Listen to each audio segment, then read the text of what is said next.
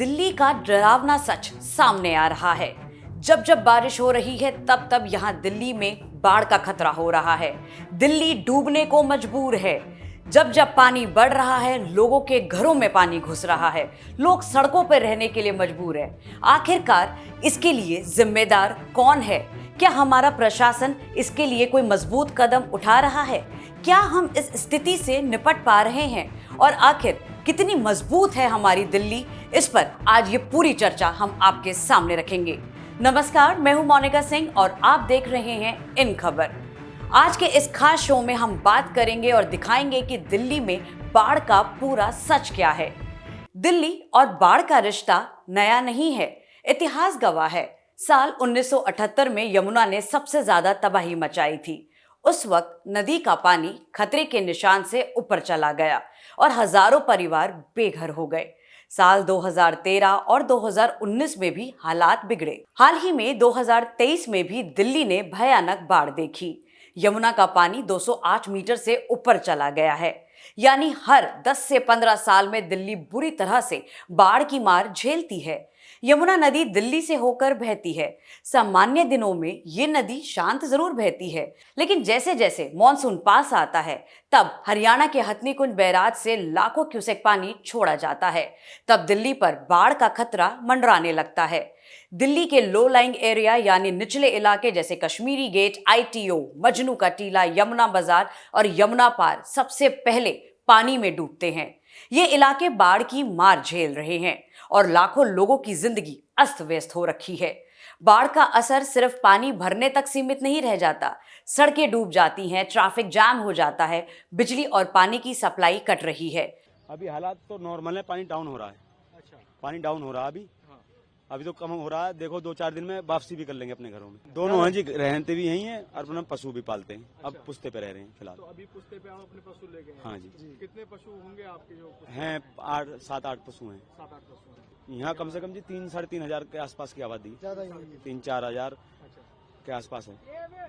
बीमारियां भी घर करने लगी हैं लोगों को, जो अब पानी जब नीचे उतरेगा उसका डर सताने लगा है कि कैसे ये डेंगू, मलेरिया, हैजा की बीमारियां फैलाने लगेगा।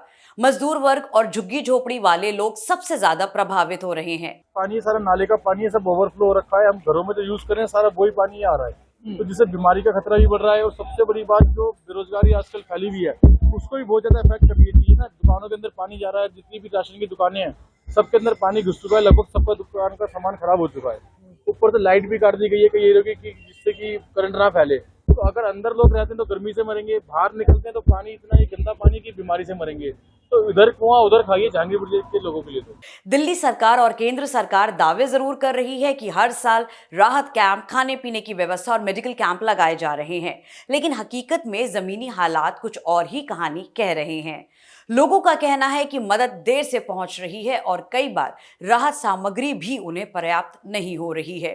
कितनी बड़ी विडंबना है कि देश की राजधानी दिल्ली में रहने वाले लोगों को भी बाढ़ जैसी आफत से जूझना पड़ रहा है। हालात इतने ज्यादा खराब है कि निकलना मुश्किल हो रखा है, लोगों को घर में रहना मुश्किल हो रखा है और बिल्कुल सारा का सारा घर का सामान सारा भीगा पड़ा है और लोगों का खैर रहना खाना सब कुछ मुश्किल होया हुआ है। ऑलमोस्ट सारे पूरी गली में वहाँ से लेके वहाँ तक पानी भरा हुआ है। अगर जमुना भर रही है, अगर हमारा बहुत नुकसान हो चुका है, बनाना चाहिए कि कहीं तो पानी निकल पाए। कहीं भी पानी निकलने की जगह नहीं है। विशेषज्ञ मानते हैं कि दिल्ली का ड्रेनेज सिस्टम कमजोर है।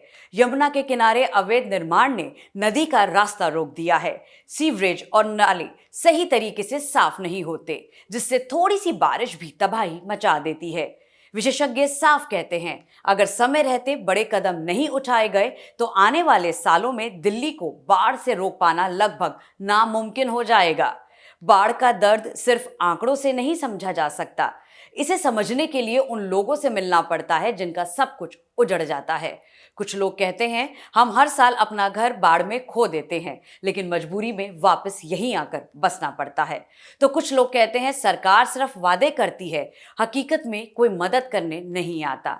ये आवाजें हमें सोचने पर मजबूर करती हैं कि आखिर इस समस्या का स्थायी समाधान कब निकलेगा। नरक में पड़े हम, अब हमारा क्या होएगा ये बताओ। हमारा इतना नुकसान हो चुका है, हम क्या करेंगे अब बताओ। हमारे अंदर कमरों में पानी भरा बिल्कुल, हम में रहे हैं ना कुछ कुछ खरीद सकते, ना कुछ ला सकते, ना पीने का पानी आ रहा, कुछ नहीं हो रहा। हमारे घरों में इतना अंदर तक पानी हो रहा है, सारा सामान खराब हो गया। बताओ, पानी बदबू वाला आ रहा है, हमारा सारा सामान खराब हो गया। बताओ हम कितना परेशान है। अगर दिल्ली को बाढ़ से बचाना है तो बड़े और ठोस कदम उठाने होंगे। यमुना किनारे अवैध निर्माण को हटाना होगा, ड्रेनेज सिस्टम को आधुनिक बनाना होगा। हथनीकुंड बैराज से छोड़े जाने वाले पानी पर बेहतर मैनेजमेंट की और जरूरत है और सबसे जरूरी बाढ़ प्रभावित लोगों के लिए स्थायी पुनर्वास योजना बनानी होगी। केवल वादों से नहीं, जमीनी काम से दिल्ली को बाढ़ के खतरे से बचाया जा सकता है। आज मुझको यहाँ पर इसलिए आना पड़ा क्योंकि मीडिया में मैं ऐसा सारी तस्वीर दिखाई जा रही है जैसे यमुना पूरे दिल्ली में आ गई है। अभी हम जहां पर खड़े हैं, ये हमारी रिंग रोड है दिल्ली की। दाएं तरफ में, इस तरफ में यमुना है और इस तरफ में सिविल लाइंस का इलाका है। पूरे सिविल लाइंस इलाके में कहीं पर भी एक भी बूंद पानी नहीं है। ये जो रिंग रोड के साथ में सर्विस रोड है, ये रोड रिंग रोड के लेवल से लगभग 8 से 10 फुट नीचे है। यहां पर बाढ़ की स्थिति ना उत्पन्न हो तो हमने सारे वेल माउथ में वहां पर उसको बंद कर दिया था कि यमुना का पानी ना आए, क्योंकि कल बारिश हुई तो ये बारिश का पानी इस रोड में आ गया है। ये सारे पानी को पंप आउट कर रहे हैं। केवल पूरे सिविल लाइंस में 1000 सड़क होगी। एक केवल ये गली है और ये मंदिर है जिसको बार बार सारी मीडिया दिखा रही है कि पूरे सिविल लाइंस में पानी डूब गया, और आप लोग ऐसे दिखाते हैं जहां पे नजर जाए पानी पानी। ऐसा नहीं है, हम बीच में खड़े हैं। अगर सिविल लाइंस में पानी होता तो ये रोड पर भी पानी होता। दाएं हाथ में यमुना है, बाएं हाथ में सिविल लाइंस है, तो केवल एक ये गली है सर्विस रोड पूरे सिविल लाइंस में इकलौती जहां पर पानी अभी खड़ा है। इसको भी निकाल देंगे। शाम तक उम्मीद है ये पानी निकल जाएगा। हमारे सारे पंप लगे हुए हैं, तो पूरी दिल्ली यमुना में डूब गई ऐसा बोलना बिल्कुल भी ठीक नहीं है। अभी मैं आपको निगम बोध घाट पर भी ले जाऊंगा और एक बार वहां की स्थिति भी हम लोग अभी देखेंगे। यमुना बाजार और जो मतलब ये यमुना का पानी नहीं है, ये आप कह रहे हैं। मैं अभी आपको सारी स्थिति दिखा रहा हूँ। जितनी पिक्चर मीडिया में दिखाई जा रही है, मैं अभी आपको एक एक पॉइंट पर ले जाकर वहाँ पे क्या स्थिति है, क्यों पानी वहाँ पर भरा है और यमुना पूरे दिल्ली में आ गई है ऐसा बार बार दिखाया जा रहा है और सारे लोगों में पैनिक क्रिएट हो रहा है।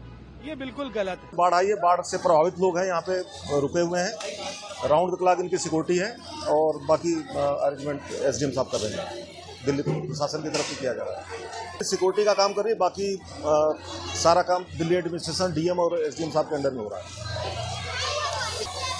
करीब 1500 लोग हैं। तो दोस्तों, ये थी दिल्ली के बाढ़ के खतरे की पूरी कहानी। ये सिर्फ एक प्राकृतिक आपदा नहीं बल्कि इंसानी लापरवाही और कुप्रबंधन का नतीजा है। अब सवाल आपसे है कि क्या सरकार और प्रशासन को अब और सख्त कदम उठाने की जरूरत है? अपने विचार हमें कमेंट बॉक्स में जरूर लिखिएगा। अगर वीडियो पसंद आया हो तो उसे लाइक शेयर जरूर कीजिएगा और साथ ही साथ हमारे चैनल को सब्सक्राइब करना मत भूलिएगा, क्योंकि ऐसे ही महत्वपूर्ण मुद्दे लेकर दिल की गहराइयों से हम आपके साथ जुड़ते रहेंगे। तब तक के लिए नमस्कार।